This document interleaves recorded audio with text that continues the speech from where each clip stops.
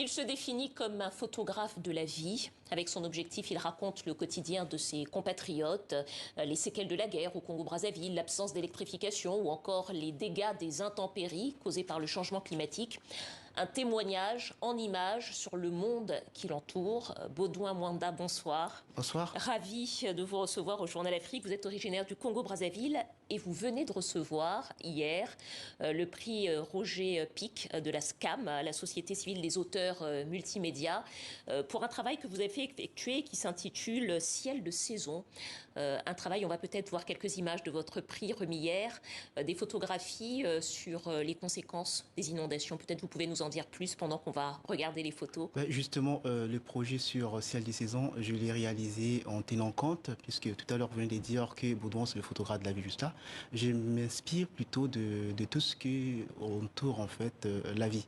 Et donc du coup, la série Ciel des saisons, je me suis intéressé parce que je me suis rendu compte dans plusieurs pays africains, tout comme ici en Europe, puisque c'est en 2019, j'ai remarqué, il y avait des inondations ici en France. Et quand je suis arrivé à Brazzaville, justement, on parlait aussi des inondations. En RDC, ça avait fait des destructions et autres. Et je me suis dit, c'était quand même intéressant de réaliser un travail sur le changement climatique. Et nous remarquerons dans les différents quartiers, il y a des familles, en fait, qui perdent leur maison. Et donc, du coup, derrière, des fois, ils ne sont pas rémunérés là-dessus. Ça veut dire leur donner de nouveaux appartements. Et je me suis dit que c'était quand même intéressant de sensibiliser la société sur les méfaits du changement climatique. Voilà, une façon de documenter, le changement climatique en s'intéressant au quotidien des Congolais, puisque c'est sur eux que vous avez travaillé. Vous avez travaillé sur d'autres thèmes également. Alors, je les évoquais tout à l'heure, sur l'électrification, les fantômes de la corniche. On voit une de ces photos. Peut-être vous pouvez la décrire pour nous. Alors, les fantômes de corniche, c'est plutôt... je suis passé par là et j'ai trouvé ça quand même très intéressant de réaliser un travail là où je suis passé. Alors là, ça se passe où? Et là, ça se passe à Brazzaville, sur les ponts, le viaduc, justement. Ce sont des élèves qui préfèrent aller lire dans des grandes alternes où il y a de la lumière parce qu'ils savent très bien que des fois, lorsqu'ils sont à la maison, ils sont surpris par des coupures d'électricité.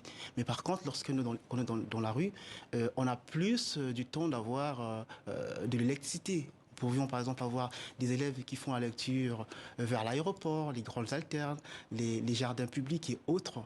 Et pour moi, je trouvais ça très intéressant à pouvoir documenter parce que je suis passé par là. Des fois, tu es là dans la maison, tu es à côté des frères et sœurs, il y a des casseroles qui bobinent de gauche à droite. On se dit, on ne peut pas se concentrer à ce moment-là. On préfère aller trouver un endroit où on est vraiment calme et là, on peut mieux travailler. Donc ces photos, a priori... toutes simples et banales, au fond, au sens noble du terme, ordinaire, en tout cas au Congo-Brazzaville, illustrent une réalité sociale, celle de la difficulté. C'est une réalité sociale qu'on ne voit pas qu'à Brazzaville, parce que je suis passé dans plusieurs pays africains.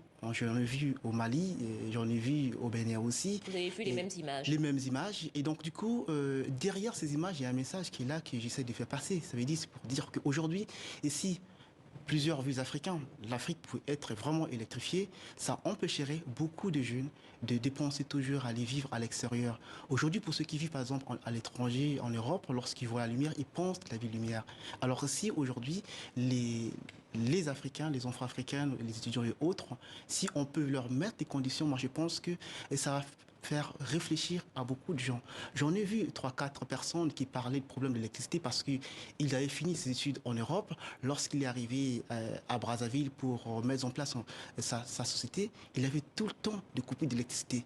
Et là, il s'est mis à parler. Et donc, du coup, ça donne pas le goût à tous ceux-là qui veulent investir au pays de rester dans une ville où il y a tout le temps de coupures d'électricité. Et ces côtés, en fait, on a tendance à l'oublier. Et moi, je pense que si aujourd'hui, on peut penser à électrifier l'Afrique. Et encore le Congo-Brazzaville, à côté, nous avions le fleuve Congo, nous avions le cours d'eau à côté. Mais pourtant, c'est plutôt un don de Dieu que nous avions pour que nous ne puissions pas manquer d'électricité. Voilà, donc l'énergie dont on voit que c'est un vecteur essentiel du développement d'un pays. Du développement d'un pays, c'est ce qu'on voit à travers ces photos. Peut-être une autre série de photos qu'on va regarder. Et là, vous vous êtes intéressé à un phénomène particulièrement congolais, les sapeurs, la sapologie. Qu'est-ce que ça raconte, selon vous, de l'identité même de ce pays? Donc, le projet sur la SAP, déjà, il y a plusieurs années, j'y m'intéressais pas. Et je me suis intéressé à pouvoir réaliser un projet sur la SAP. C'est parce que c'est un courant qui m'a beaucoup inspiré. Pas seulement moi, je parlerai aussi de la société Brazzaville, connaissant très bien que Brazzaville a passé des moments un peu sombres. Et les sapeurs, ils ont joué un rôle très important en partant devant cette jeunesse qui avait souffert en faisant ce qu'ils savent faire justement, en disant par exemple, il est inutile de se battre avec les armes, il faut se battre avec les vêtements parce que les vêtements ne tuent pas. Et pour moi, j'ai trouvé que c'était un message très important. Il fallait maintenant y penser photographiquement. Et c'est ça qui m'a poussé justement de réaliser un travail sur la SAP. Aujourd'hui, je suis content parce que déjà là, lorsqu'on arrive par exemple dans les métros de Paris, on voit les sapeurs. Il y a d'autres personnes qui ne connaissaient pas c'était quoi vraiment la SAP. Donc ils arrivent à faire passer en fait un message positif et même pour ceux qui ont tendance à penser que voilà, l'Afrique c'est la misère et autres, il n'y a pas que ça. Même en Europe, hein, il y a des gens qui souffrent. Donc c'est pour dire que la pauvreté, on peut en trouver partout. Voilà, la SAP et les réglages de la SAP, c'est-à-dire l'art de bien s'habiller et de bien régler les couleurs et les matières, loin d'être un exercice de frivolité, c'est une façon aussi de sublimer les difficultés du quotidien. Exactement. C'est ce que vous avez voulu montrer à travers cette série de... Et déjà, j'ai rencontré 3 sapeurs qui me disaient, et c'est encore mieux de profiter pendant qu'on est encore vie. Si on n'en profite pas de la vie, mais écoute, ça pourra nous rattraper demain. Baudouin, vous avez une formation de journaliste. Vous avez fait une formation de journaliste, c'est-à-dire que votre métier, comme le nôtre, c'est de rendre compte des événements et aussi des évolutions d'une société.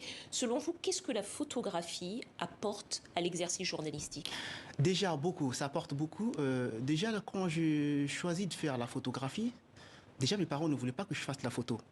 Vous avez commencé tout jeune. J'ai commencé tout jeune parce que mon père avait été professeur de sciences physiques. Il avait un appareil qu'il gardait dans son tiroir. Et lorsqu'il y a eu la guerre civile en 93 à Brazza, j'étais pas allé à l'école. J'avais fait 2 ans sans aller à l'école. Et là, il va me faire la proposition en me disant, Baudouin, si vous avez votre examen d'entrée en 6e, à l'époque, j'avais encore 13 ans, et je vous donnerai mon appareil. Et moi, quand j'en convoitais tellement trop, et c'est là finalement est arrivé. Et ma mère, bien sûr, ne voulait pas entendre parler de la photographie parce que c'était considéré comme étant un sot métier. Mais aujourd'hui, je suis content que beaucoup de gens commencer à voir maintenant ces métiers de la photographie autrement parce que hier c'était pas bien par rapport à tous les prix que j'essaie de remporter à l'étranger et autres. Et moi qui voulais faire les droits, je me suis dit non, c'était pas vraiment intéressant pour moi. Il y avait un métier très important qui et aujourd'hui la photographie est l'art par lequel vous êtes reconnu dans votre pays et aussi à l'étranger. Vous êtes multiprimé partout dans le monde. Je rappelle que l'exposition pour laquelle vous avez été primé à la SCAM est visible jusqu'au 17 mars à Paris et que certaines de vos photos ont également été exposées dans le métro parisien. On vous souhaite une très belle continuation. Baudouin Manda, bravo à vous.